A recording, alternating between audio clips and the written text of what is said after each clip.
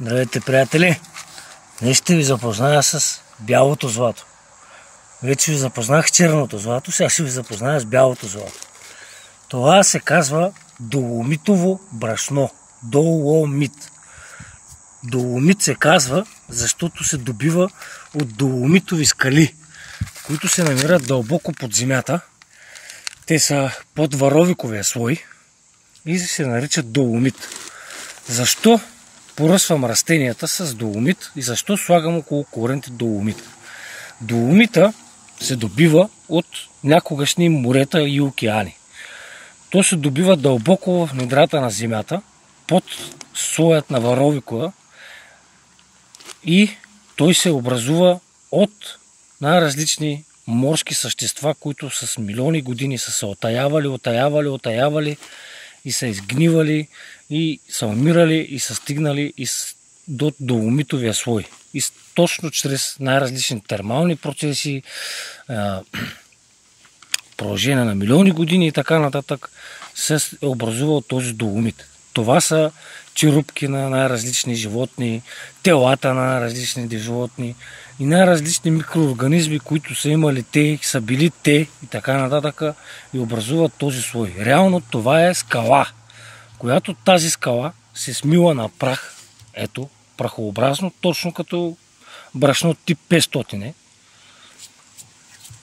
И това нещо е богато на изключително много полезни бактерии, микроорганизми, минерали, соли, каквито неща може да си представите и дори не можете да си представите. Ето какво правя аз.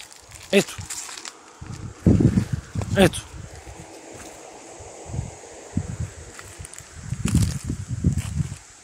Просто поръсвам. Сега ще ви покажа как. Ето и отдолу. Отдолу, около корена, слагате една супена лъжичка. Равна, неравна, няма значение. Това не е химия, че да го мерите точно. Ето какво правя. Взимам си в шепката малко и правя така. Просто поръсвам отгоре. Ето го. Елементарно. То да си фърчи навсякъде, няма значение. Нека фърчи. Това, между другото, е засенчващо листо, се казва. Вижте го. Вижте го как расте. Слънцето е там. Ето го е там. Але? Това листо в момента ми засенчва този връх и му пречи да се развива. Така, да се върнем на темата. Взимаме пак в шепката малко, колкото си искаме като цяло. Просто минаваме и поръсваме малко. Ето. Елементарно, лесно и ефективно. Пази листата от прегаряне, подхранва растението, пази го от вредители.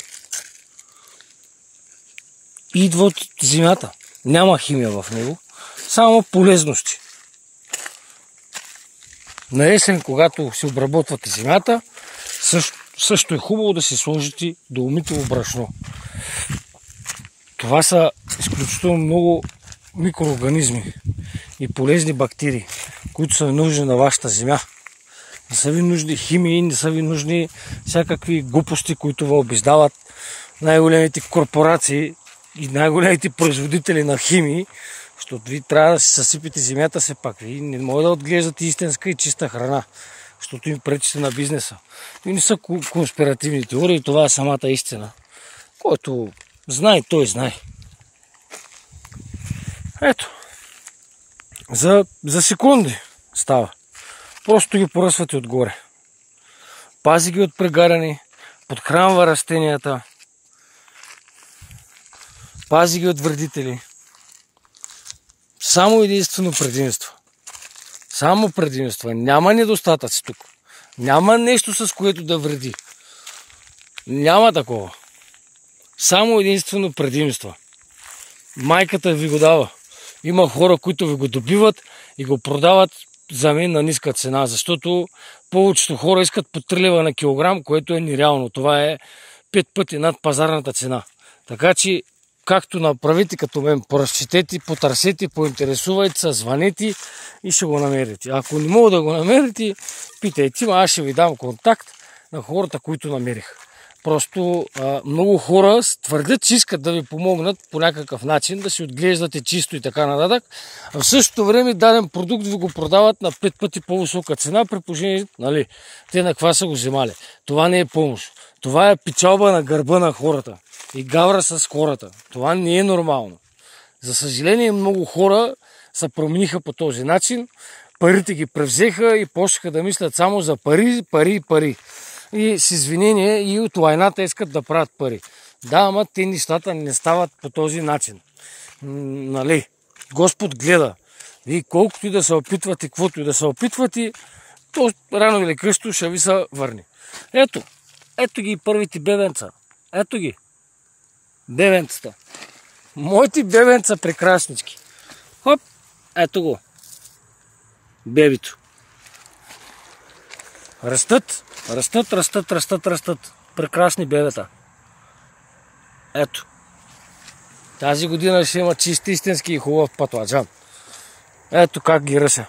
Побелели са. Че да побеляват, бе. Супер. Важното е да работи. Сега ще се питате, ама дъжда нали го измива? Измива го, ама то нали ще иди пак в земята. Нали като го измие, ще се разтвори и растението ще го усвои. Нека да го измие, какъв е проблема? След 2-3 седмици пак ще поръсвате, пак ще слагате около коренчето и си живеете прекрасен живот. И си имате чисти градинки, с хубави растения, здрави, силни, защитени, ядете истинска храна, с истински минерали в нея, с истински хранителни вещества, а не да купувате няма да споменавам кои вериги помията. Всички се досещате. Работил съм в подобни компании в чужбина. Казвам ви, няма нищичко естествено в тези вериги. Нищо.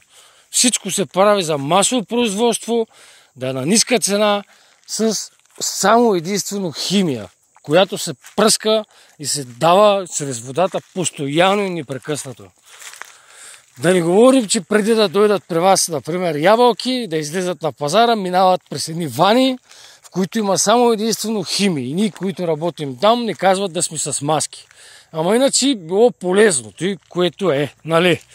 Ябълката влиза в ваната полузелена, излиза кърваво червена, цялата блести, перфектен търговски вид. И да ни давам още много други примери. Така че има начини. Четете, питайте, интересувайте се, проучвайте, проверявайте, тествайте. Може. Не е да не може. Всичко може. Щом един го е направил, втори може. Щом двама са го направили, хиляди могат. Щом хиляди могат и милиони могат. Колкото повече, толкова по-добре. Всичко може. Малко съм емоционален, ще ме извинявате, ама това е реалността. Благодаря ви много за подкрепата, благодаря ви, че ме гледате и да не забравяйте да се абонирате за канала, защото за мен е важно. Ако искате да си имате проблеми, не се абонирайте, ама вас съветвам да се абонирате. Спокоен ден ви желая, бъдете щастливи, весели, усмихнати. Творете в градините си, учете децата си и не спирайте, не се предавайте. Спокоен ден, бъдете здрави!